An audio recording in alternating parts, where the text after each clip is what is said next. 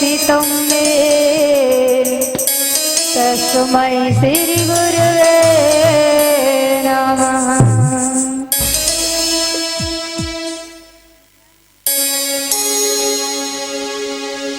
वक्रतुण्डं महाकाय सूर्यकोटिसम्प्रभा निर्विघ्नं कुरु मे देव सर्वकार्येषु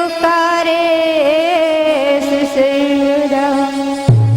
सरस्वती नमस्तुभ्यं वरदे कामरूपिणी विद्यारम्भं करिष्यामि प्रसन्नं भव सर्वदा। लम्बोदरं परं सुन्दरं एकदन्तं रक्ताम्बरं गिरिनयनं परं पवित्रम् उद्वादिगं निभोजतं कान्ति विघ्नेश्वरं सकल विघ्नं हरं नमामि। कान्ति विघ्नेश्वरं सकल विघ्नं हरं नमामि। समस्त देवी देवताओं के चरणों में प्रणाम। जा रही हूँ कथा सुनाने देना मुझको ज्ञान।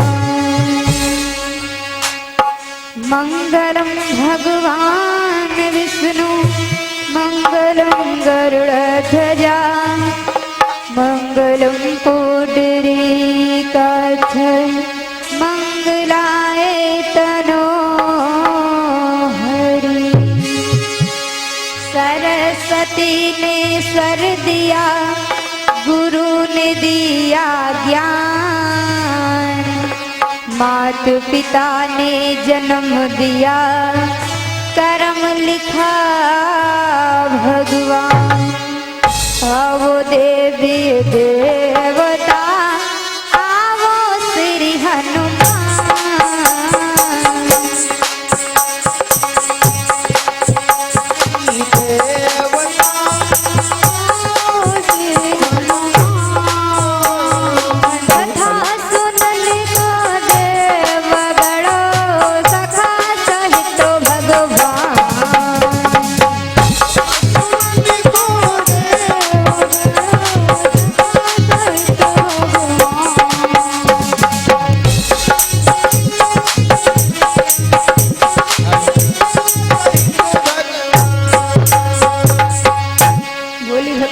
भगवान की और सरकार की और भगवान की पावन आरती होने जा रही है। आप सब लोग खड़े हो जाएं।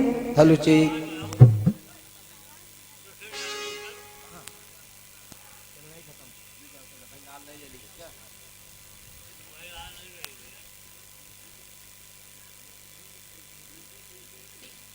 Hello hello hello check hello hello.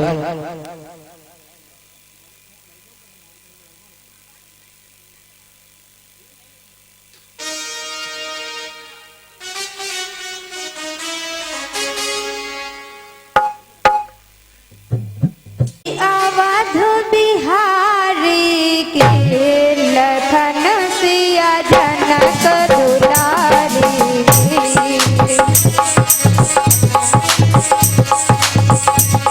आरती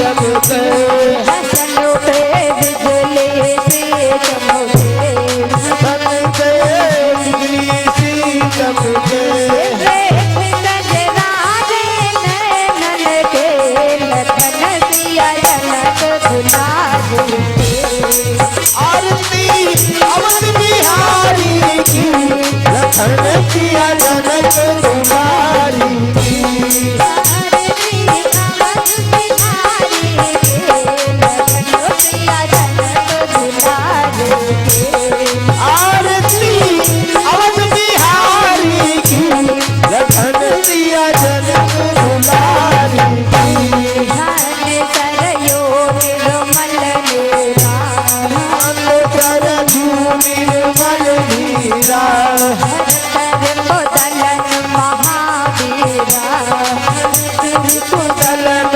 महावीरा हर बदलन महावीरा कुदलन महावीरा चरण से माधन भारी के लखन सिया जनक दुलारी आरती अवध बिहारी की लखन किया जनक दुलारी की अवध बिहारी के लखन सिया जनक दुलारी आरती अवध बिहारी की लखन किया जनक दुलारी की जिए जुग श्यामलता जोड़ी जब श्यामल सागरी हजोरे मन माया तोड़ी ओरे मैं माया चोरी हजोरे मन माया तोड़ी ओरे मैं माया चोरी तरत हित युगल बिहारी के लखन सिया जनक दुलारी आरती अवध बिहारी की लखन किया जनक दुलारी की आरती अवध बिहारी के लखन सिया जनक दुलारी आरती अवध बिहारी की लखन किया जनक दुलारी की आरती अवध बिहारी की लखन किया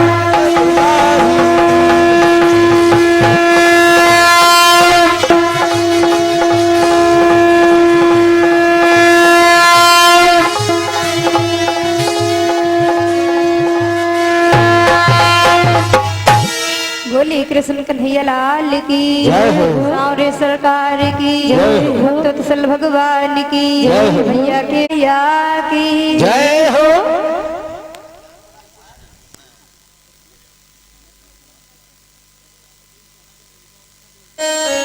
तो आइए सर्वप्रथम एक महामाई के चरणों में एक छोटा सा भजन, उसके पश्चात बहुत ही पावन सुंदर सी कथा। एक भक्त माँ शेरावाली से कहता है कि हे मैया कि अर्जियत नहीं बाटे, कि अर्जियत नहीं बाटे, हमरो भाग्य जगाए देत्यो, फूलवे बनाए देत्यो। जी अपनी बाटे हमरो भाग जगाए दे तू, फूल में बनाए दे तू। अर्जी अपनी बाटे हमरो भाग जगाए दे तू, फूल में बनाए दे तू। आई अढ़मल जैसे, आई अढ़मल जैसे, हमरो के अपनाए लेत्यो, फूलवे बनाए देत्यो। माई अढ़ौल जैसन, हे माई अढ़ौल जैसन, हमर के अपनाए फूलवे बनाए दे तू।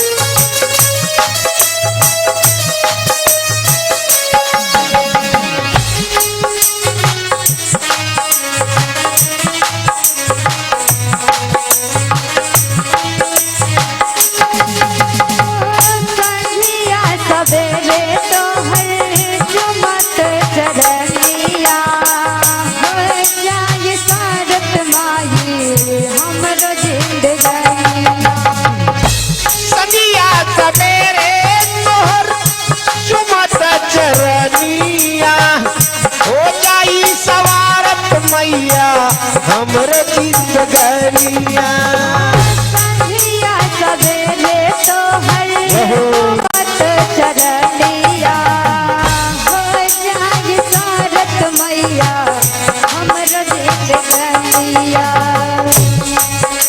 ओ नदिया सवेरे तोहर चुमत चरनिया हो जाई सवारत माई हमर जिंदगनिया कि हमरे ड्यूटी माई कि हमरे ड्यूटी माई सेवा में लगाए ले दो भोलावे बनाए दे हमर ड्यूटी माई सेवा में लगाए तू फुलवे बनाए दे तू हो माई अढ़ौल जैसन माई अढ़ौल जैसन हमरो के अपनाए तू फुलवे बनाए दे तू हो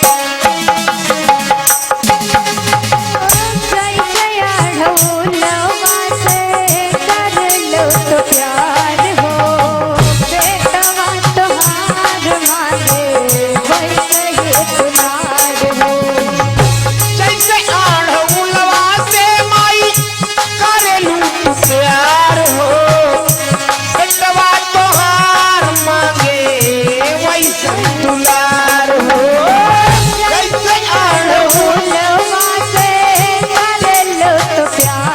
हो बेटवा तोहार मांगे वैसन दुलार हो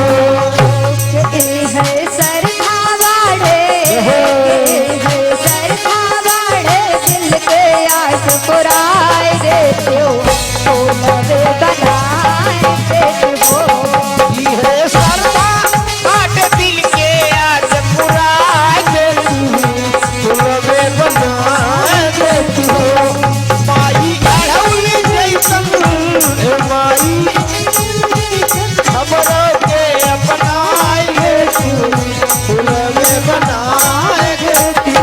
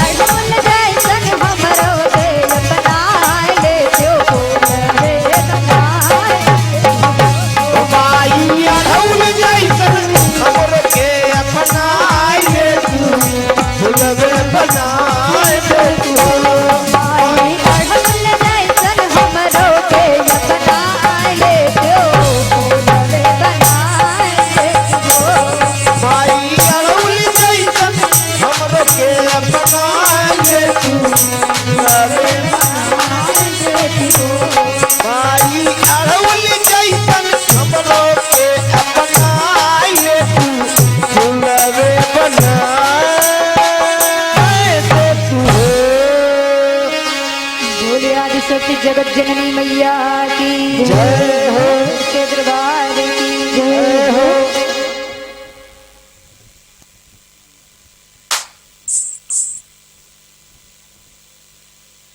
अब आइए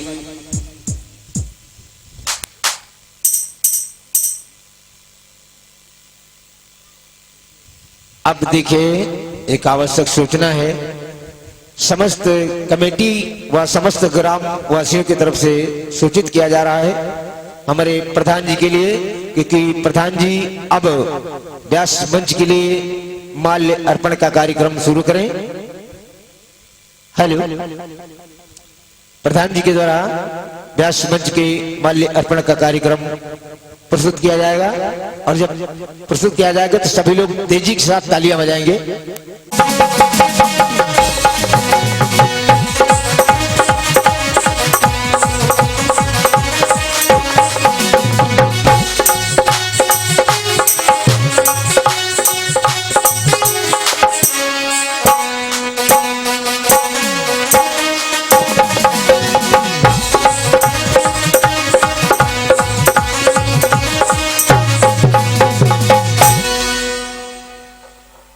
भोली भक्त वत्सल भगवान की जय हो। सच्चे दरबार की जय हो। आदि शक्ति ज्योता वाली मैया। अब हमारे सभी कलाकार बंधु यानी वाद्य यंत्र कलाकारों का माल्य अर्पण प्रधान जी के द्वारा होगा।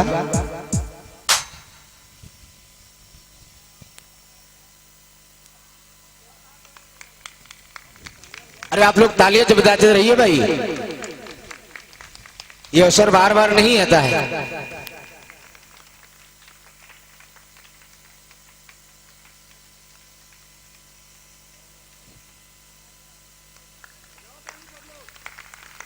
ताली बजाते रहिए। बोल वृंदावन बिहारी लाल की।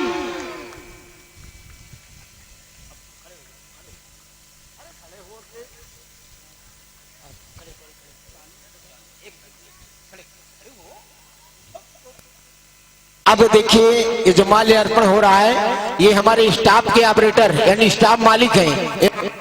हेलो, ये मामा श्री मुन्नालाल सैनी जी, इनके लिए जोरदार तालियों से स्वागत करें एक बार। यही हमारे स्टाफ के प्रबंधक हैं, इन्हीं के द्वारा एक कार्यक्रम चलता है। बहुत अच्छी बात है और ये बहुत हर्ष उल्लास की बात है। बताओ कि जिन माँ बाप ने ऐसे पुत्र या पुत्रियों को जन्म दिया है। हे प्रभु, आपने तो ये बतलाया कि नाना भांति राम अवतारा रामायण सत्यकोट अपारा, और ये भी बतलाया कि परमात्मा के अवतार के कितने कारण हैं। एक तो कारण बतलाया सती वृंदा के कार्य को, लेकिन महाराज अब बतलाइए कि परमात्मा के अवतार के और कितने कारण हैं। आज सूत देव जी महाराज राजा परीक्षित से कहते हैं, सुनो, एक कारण हमने बतलाया था सती वृंदा के कार्य को, और अब इसमें आप देखेंगे कि एक कारण कौन सा ऐसा कारण है जिसके कारण पार ब्रह्म परमात्मा ने अवतार लिया था। जैसे कि हमने बताया कि ताहम मुकुंद दशरथ पित जाई नीरमती कौशल्या माई। जिस समय त्रेता युग में राजा दशरथ हुए और उनकी पत्नी कौशल्या हुई, कौशल्या, सुमित्रा, कैकेयी, राजा दशरथ की कितनी रानियां थी? 3। एक समय की बात है, एक बार राजा दशरथ के मन में बड़ी ग्लानि हुई, बड़ा दुख हुआ कि हमारे घर में पुत्र नहीं। जिस समय पुत्र के लिए राजा दशरथ को बड़ा दुख हुआ, इधर गोस्वामी बाबा ने भी लिख दिया है कि एक बार भूपति मन माही भय ग्लान मोरे सुतनाई। लेकिन जरा विचार करें कि राजा दशरथ को दुख कितने बार हुआ है कि हमारे घर में पुत्र नहीं। राजा दशरथ को दुख कब हुआ है? बताया जाता है कि जब राजा दशरथ की आयु 40,000 वर्ष की थी, तब उनके घर में शांता का जन्म हुआ था। जब राजा दशरथ की आयु 40,000 वर्ष की हो गई थी, तो राजा दशरथ के घर में एक पुत्री का जन्म हुआ था जिसका नाम था शांता। और उसके बाद जब धीरे धीरे राजा दशरथ की आयु 60,000 की हो गई, लेकिन उनके घर में एक पुत्र का जन्म नहीं हुआ। लेकिन बताते हैं कि किसी के घर में कन्या है लेकिन अगर एक पुत्र नहीं है तो घर बेकार है। एक भाई के बिना भी घर बेकार होता है। अगर माता पिता में से दोनों में से कोई एक नहीं तब घर बेकार, क्योंकि परिवार का सम्मेलन बहुत जरूरी होता है। जिस समय राजा दशरथ की आयु 60,000 वर्ष की हो गई तो नारद बाबा बीड़ा बजाते हुए पहुंच गए राजा दशरथ के पास। राजा दशरथ सिंहासन पर बैठे हुए थे तो उसी समय जाकर के राजा दशरथ से नारद बाबा ने कहा, महाराज तुम्हारे घर में जब आपकी आयु 40,000 वर्ष की थी तब कन्या का जन्म हुआ, लेकिन आज आपकी आयु 60,000 की हो गई। आपके घर में पुत्र का जन्म नहीं हुआ है और बिना पुत्र के घर बेकार है। कन्या किसकी होती है? कन्या तो एक पराया धन होती है। कन्या को कितना भी ज्ञान हो जाए, कितना बुद्धिमान हो जाए, लेकिन कन्या एक हमेशा पराया धन होता है। लेकिन बताते हैं कि लड़का आता है भाग्य से और लड़की आती है सौभाग्य से। आज जब नारद बाबा ने बतलाया है राजा दशरथ को, तब राजा दशरथ को बड़ा ही दुख हुआ कि आज हमारे घर में पुत्र नहीं है।